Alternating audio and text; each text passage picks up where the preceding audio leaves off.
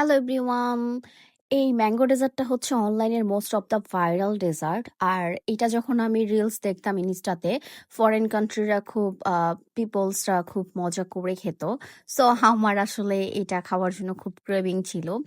But যখন দেখলাম যে এটা আমাদের কান্ট্রিতে পাওয়া যাচ্ছে তখন সেটা আমি মিস করলাম না।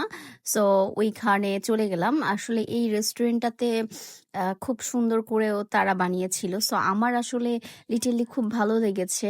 আর এই ম্যাঙ্গো ডেজার্টটা ছাড়াও আরো অনেক ডেজার্ট পাওয়া যাচ্ছিল। লেমন, তারপরে হচ্ছে অরেঞ্জ, তারপরে স্ট্রবেরি, বিভিন্ন আহ, তারপরে কিউবি, এরকম অনেক ডেজার্ট ছিল। আর এই ম্যাঙ্গো ডেজার্টটা আমি নিয়েছিলাম।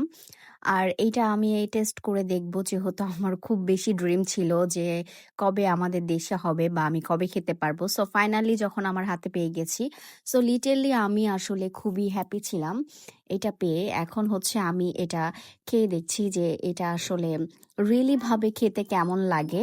এই তো দেন আমি এখন হচ্ছে এটা টেস্ট করছি।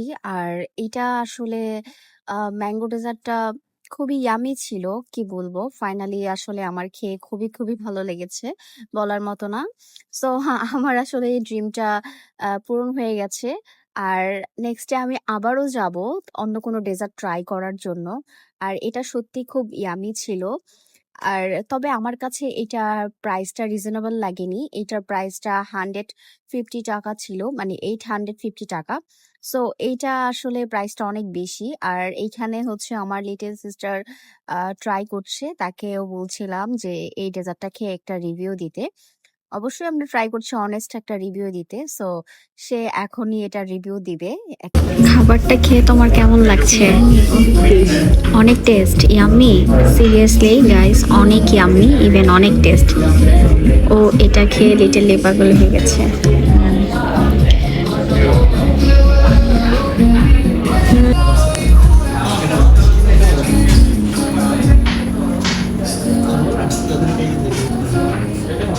এই তো খাবার খেয়ে আমাদের রিভিউ দেওয়া শেষ। অ্যান্ড দেন হচ্ছে এই রেস্টুরেন্টটা আসলে খুব সুন্দর।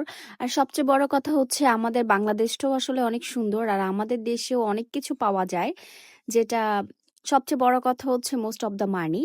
মানি থাকলে আপনি বাংলাদেশের এরকম অনেক জিনিস আছে, অনেক বড় বড় শপ আছে, অনেক বড় বড় ব্রাঞ্চ আছে, যেগুলো হচ্ছে বিদেশি। আপনি কি চান, বিদেশের অনেক কিছুই আমাদের বাংলাদেশে আছে।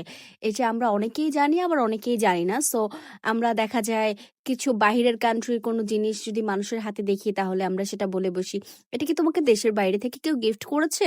নো ভাই, আপনাদের একটু ব্রেন খুলেন যে আপনার কাছে যদি টাকা থাকে তাহলে আপনি বাংলাদেশের অনেক কিছুই কিনতে পারবেন। আর সবচেয়ে বড় কথা হচ্ছে সবাই জায়গাগুলো হয়তো চিনে না, বা সেই প্লেস থেকে হয়তো পারচেস করতে পারে না, যার জন্য এই কথা বলে। টাকা হলে আমাদের দেশেও এরকম বাংলাদেশি অনেক কিছু পাওয়া যায়, অনেক কিছু, সেটা আসলে বলে বোঝানো না। সো যাই হোক, আমি এই রেস্টুরেন্টটার ফুল ভিডিও দিয়ে দিচ্ছি, অ্যান্ড দেন হচ্ছে লোকেশন সহ দিয়ে দিচ্ছি। আমার প্লেস থাকবে যে এটা আসলে কেউ অবশ্যই ভিজিট করে আসবেন যারা পারবেন। সিরিয়াসলি রেস্টুরেন্টটা আসলে অনেক সুন্দর, আসলে খালি চোখে আরো বেশি ভালো লাগে। সো টাটা, বাই বাই, ভালো থাকবেন সবাই, thank you. The most trending cafe of Dhaka right now. Presenting Icy Patisserie and Cafe, Gulshan.